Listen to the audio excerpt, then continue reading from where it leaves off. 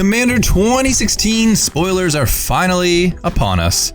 Looks like we've got about 12 cards to go over. We're gonna just talk about them all, read them off, say a couple things. My initial thoughts, I haven't really thought about them too much, but it'll be nice to see my snap reaction. I'll try and be constructive, but no guarantees. First up, Sublime Exhalation. 7 mana, sorcery, Undaunted. Undaunted is a new ability. This spell costs 1 less to cast for each opponent. Destroy all creatures. So it's a new wrath that costs 1 less to cast for each opponent, so obviously in multiplayer games you're going to want this more than you're going to want like a Wrath of God or a Supreme Verdict or any of those variations. One-on-one, not too good. 7 mana for a wrath, probably want to pass on it. You could cast, Routed Instant Speed or get a nice Martial Coup off instead of Sublime Exhalation. So if you're expecting to play in giant 6-player games, a 1-mana Wrath of God is pretty amazing. However, in the smaller games, you'll pass on this one. Undaunted is going to be a nice new ability for people who love to play the big giant chaos games, and the spikes that want to play the 1v1 crazy stuff, they are not going to like it too much. Next up, Primeval Protector. 10 mana and 1 green, so 11 mana total. Primeval Protector costs 1 less to cast for each creature your opponents control.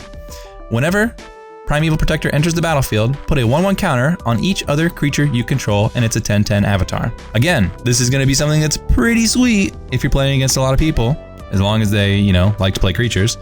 It's going to make all your creatures a little bit bigger. It's going to be sweet in token strategies or even against token strategies. Its only downfall is really that it has no evasion. You're not going to be able to trample or fly, but still pretty sweet. You could play a 1-mana 10/10 that makes all your guys bigger. Blinking it sounds awesome. Prismatic Geoscope. 5 mana for an artifact that enters the battlefield tapped.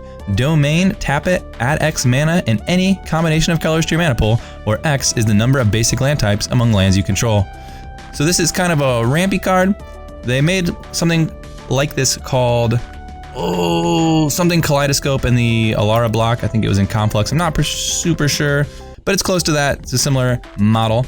I don't really know how awesome this is going to be. You're going to pay 5 to get 5 usually, but you kind of save up 5 this turn and get 5 more next turn, so you can go from 5 to like 11 kind of over a turn space. It's pretty sweet. Maybe that's something you're interested in. You can cast your Progenitus General a turn earlier, a lot of turns earlier. Sylvan Reclamation, 5 mana, 3 green, white. Instant, exile up to 2 target artifacts and or enchantments, and then it has basic land cycling 2, which lets you pay 2 at instant speed and discard this card and get a basic land from your deck and put it into your hand, then shuffle. This is a nice new take on something like Dust to Dust or Return to Dust, and if you don't happen to need it right now, you can always cycle it. Grave Upheaval. 6 mana for black-red, sorcery, put target creature card from a graveyard onto the battlefield under your control, it gains haste. And again, basic land cycling too. Problem with these kind of resurrection cards is that sometimes they're just not creatures in the graveyard. And when there isn't, this one actually gets you a land, so you get to do something with it. Nice thing about this one, it gets any creature from any graveyard, and it gives the creature haste, and the creature does get to stay in play. Now, here we have our first legendary, Sidar Kondo of Jamura. 4 mana, 2/5, Human Knight, 2 green, white.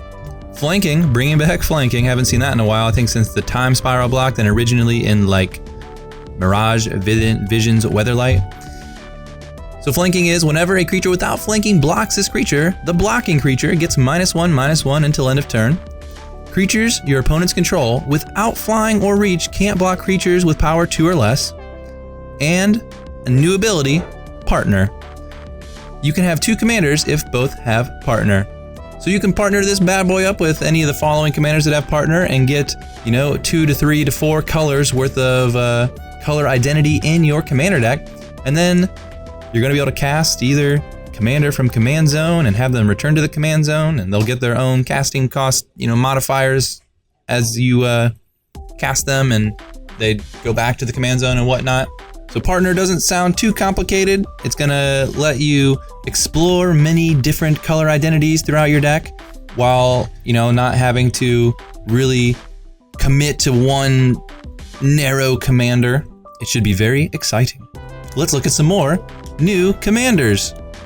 Vile Smasher the Fierce. 1 black, red, Goblin Berserker, 2/3.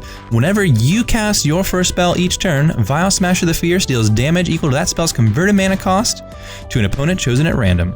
Kind of a similar ability to Kervek the Cursed, which is they would, when they cast a spell, they take damage, but now when you cast a spell, they take damage, which is kind of cool. It has Partner as well, so you can pair this up with some of these other generals that have Partner. And, you know, small Goblin guy, black, red, pretty sweet. Nice art, little lightning bolts going around. Black red's not my favorite color combination, but it is, you know, I'm sure some people like goblins and like black red. Next up, Silas Wren, Seeker Adept. 1 blue-black, 2/2, legendary artifact creature, human, Death Touch. When Silas Wren, Seeker Adept deals combat damage to a player, choose target artifact card in your graveyard. You may cast that card this turn and has Partner. Seems really cool. One of the problem with the artifact archetypes is that you're kind of often narrowly subjugated into black, blue, or white. This guy will let you pair up with some of the other new partner generals, and you can get some extra colors that you wouldn't normally have access to while trying to play an artifact EDH deck. Kydel, Chosen of Crufix. 2 green-blue, legendary creature, human, wizard, 2/3. Add 1 colorless to your mana pool for each card you've drawn this turn, Partner. So if you got a nice Simic deck that draws a bunch of cards, you can start drawing a bunch of cards and then tap this to get a bunch of mana to cast a bunch of cards. Unfortunately, it is only colorless, so you will have to pick and choose the mana you spend carefully. Again, the Partner ability gives you some very diverse options for pairing this with some other generals. Crown, Ludovic's Opus. 5 mana, 3 blue-red. Legendary creature, zombie horror, 4/4. Flying in haste. Whenever an opponent casts his or her second spell each turn, draw a card, so you're going to punish people for casting multiple spells in a turn. Pretty sweet. And then Partner, which these seem to all have. It lives. It lives. Instead of having an ability that benefits, you know, when you're casting a bunch of spells in a turn, you have now a dude that benefits when your opponents are casting multiple spells. The turns where your opponents start casting multiple spells, it begins kind of hard to catch up. So this will help you keep up in the card department. Here we are with Bruise Tarl, Boorish Herder. Seems like a fake card, I don't know. 4 mana, 2 red-white. Legendary creature, human allies. Got a nice mustache, an ox behind him, it looks like. No shirt, why would you want a shirt? You got an ox.